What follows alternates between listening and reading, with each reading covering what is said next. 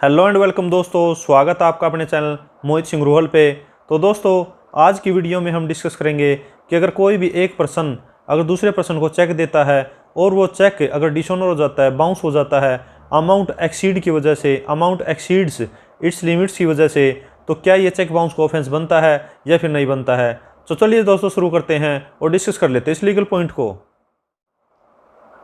तो दोस्तों, जो चेक है वो कई रीजन्स या ग्राउंड्स पे डिसऑनर होता है, बाउंस होता है, जैसे कि फंड्स इनसफिशिएंट हो गया, उसके अकाउंट में बैलेंस नहीं है, या फिर अकाउंट उसने क्लोज कराया हुआ है और उसका चेक इशू कर दिया है तो भी जो चेक है वो बाउंस हो जाता है। या थर्ड जो है उसने सिग्नेचर डिफ़र किए हैं तो भी जो अकाउंट है, जो उसने सिग्नेचर अलग डिफ़र किए हों उस अकाउंट में, तो भी वो चेक बाउंस होगा। और जो फोर्थ है, अमाउंट अगर एक्सीड कर जाता है इट्स लिमिट,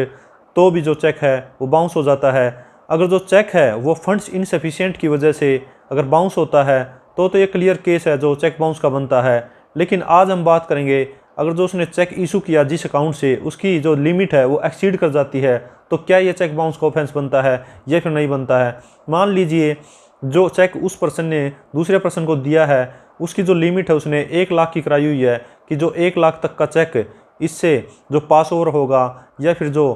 होनर होगा, जिसको हम ये कहते हैं कि क्लियर हो गया है चेक, अगर वो ओनर होता है तो उसकी अगर लिमिट 1 लाख उसने कराई हुई है और जो चेक इशू किया उसने वो 2 लाख का है, तो जो अमाउंट है जो वो एक्सीड हो जाता है, इसकी लिमिट जो भी उसकी अकाउंट की लिमिट है उसको एक्सीड कर जाता है। तो अगर वो उस अकाउंट से 1 लाख जिसकी लिमिट थी, अगर वो 2 लाख का अगर चेक देता है और वो चेक अगर बाउंस हो जाता है इसी रीज़न से कि अमाउंट एक्सीड हो गया, तो भी ये चेक बाउंस का जो केस है वो बनता है। और इसके अलावा अगर जिस पर्सन को चेक दिया गया है वो जो बैंक का पर्सन होता है, बैंक का जो एम्प्लॉय होता है, उसको कॉल करके कोर्ट में और उसकी एविडेंस कराता है, गवाही कराता है कि उस दिन जिस दिन इसने चेक दिया था उसके अकाउंट में इतना पैसा भी नहीं था, चाहे वो किसी भी रीज़न से, चाहे वो सिग्नेचर डिफ़र की वजह से हुआ है या फिर जो अमाउंट एक्सीड की वजह से हुआ है, किसी भी रीज़न से अगर बाउंस हुआ है, और वो उस बैंक के एम्प्लॉय को बुला के उसकी गवाही कराता है कि उस दिन जब इसने चेक दिया था इसके अकाउंट में इतना बैलेंस ही नहीं था, तो जो जिसने चेक बाउंस का केस डाला है